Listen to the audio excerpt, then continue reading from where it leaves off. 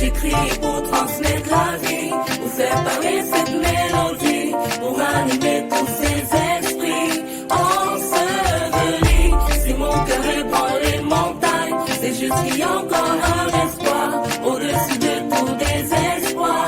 Il faut y croire. J'écris pour transmettre la vie, pour faire parler cette mélodie, pour animer tous ces esprits ensevelis. Par la chute des terres, par la religion, par le système de ce monde.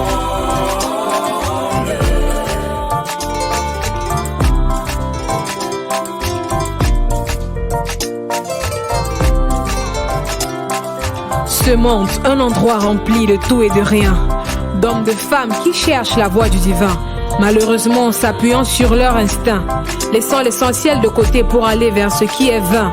Même dans l'église, on est devenu libertin, plongé dans le péché, l'ignominie et le vin. Après tout, si le chrétien et l'iniquité ne font qu'un, l'ennemi, le dévoreur, ne viendra-t-il pas assouvir sa faim? Vivre en oubliant que la vie peut s'arrêter en un clin d'œil, comme hypnotisé, attiré vers le malin. Plongé dans l'obscurantisme, on se demande quand viendra le matin. Quand peut le dire quelqu'un autour de moi, je m'efforce à faire le bien afin d'avoir un jour peut-être un gain. Au travers de religions, croyances, coutumes et dogmes incertains. Je suis la vérité, le chemin. Ces paroles du Christ sont certaines. Chaque jour, il nous tend la main. Si seulement nous nous dépouillons, alors nous serons sereins. Alors c'est pourquoi je chante. J'écris pour transmettre la vie, J'écris pour transmettre la vie, pour animer tous ces esprits. les esprits ensevelis. Si mon cœur ébranle les montagnes, c'est juste qu'il y a encore un espoir, au-dessus de tout désespoir. Il faut y croire. J'écris pour transmettre la vie, pour faire parler cette mélodie, pour animer tous ces esprits ensevelis. Par la chute des terres, par la religion, par le système de ce monde perverti. La Bible, la parole de Dieu, a toujours été complète. Elle l'est aujourd'hui encore. Mais l'homme s'est permis de changer le décor. Les ajustements selon ses désirs sont faits encore et encore. Il approuve ce que Dieu abhorre. Déclare saint ce qui est une abomination devant Dieu, mais encore.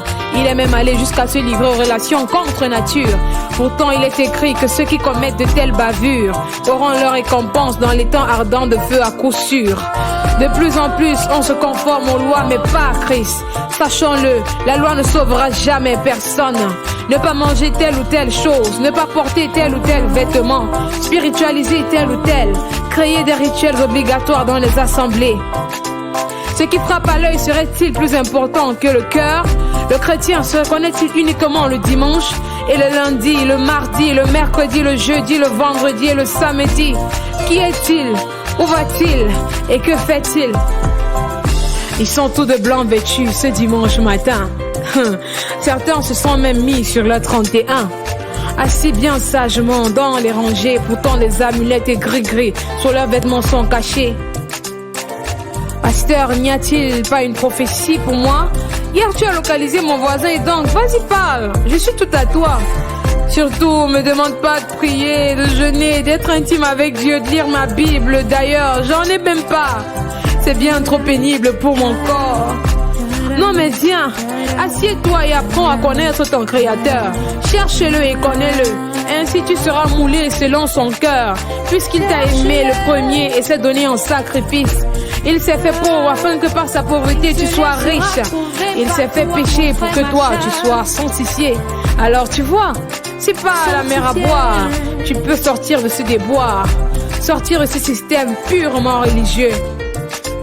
Sois imitateur du Christ et non un adepte borné. Imitateur de Christ, yeah. J'écris pour transmettre la vie, pour faire parler cette mélodie, pour animer tous ces esprits ensevelis. Sors de ton tombeau, sors de ton tombeau, sors de ton tombeau. Il est temps de jeter nos armes et de sortir de cette impasse.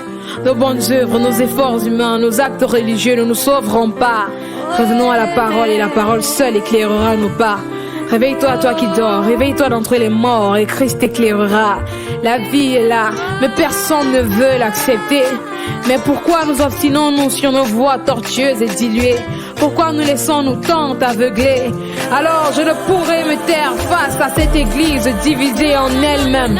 Je ne pourrai me taire devant cette église, ni chaude ni froide, noyée dans l'activisme.